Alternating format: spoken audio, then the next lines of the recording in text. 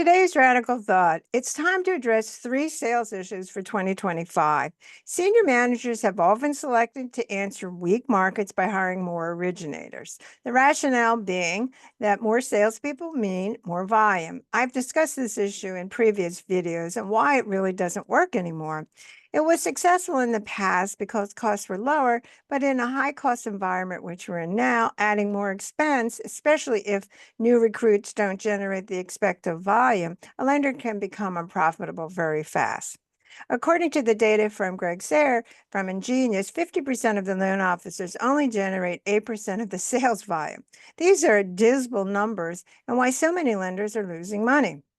Depending on the next refi wave is risky since it will be different than what we have experienced before. Why is this the case? Garth Graham authored a great article for Strathmore titled Why a Refi Wave Won't Save Every Lender and How to Prepare. Graham's point is that the refi landscape will favor the big players and especially the servicers. The bottom line is that to be successful going forward involves understanding that refis will not save a lender or a loan officer. While this will be a shock for sales management teams, the next refi wave means that lenders need to adopt and implement three different strategies. They really are not new, but I think that their time has finally come. Garth mentions one, the current compensation packages don't make any financial sense. We reward for volume even if it's an unprofitable loan. How crazy is that? Two, customer experience is really left up to the originator as their responsibility. But the reality is, originators have a transactional view.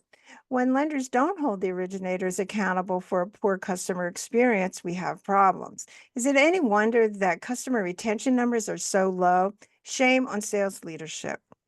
And three, dependence on top producers to move to your company is foolhardy since employees only stay less than 4 years at a lender.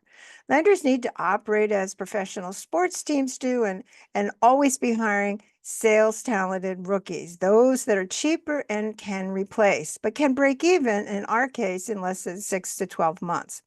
Professional sport teams and obviously Wall Street firms recognize making a bet on a team's members' loyalty, especially top producers, does not necessarily work out. Even Tom Brady moved on. Having a plan to replace star talent is what separates companies and those that do win over the long term.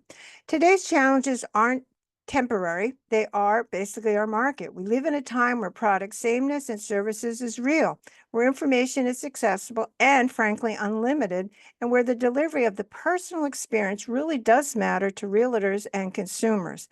At the end, what is important is to get right a lender's process and the quality of the customer's interaction. This is a purchase money marketplace, and we can't afford to not get this correct. For other radical thoughts, go to youtube.com at Pat Sherlock1 and subscribe.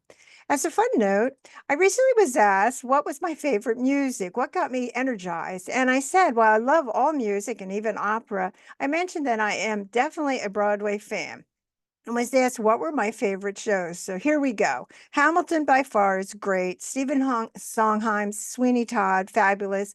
Hello, Dolly, Newsies. I highly recommend all of them. Supporting live theater locally, and especially when you visit New York City. Thanks so much.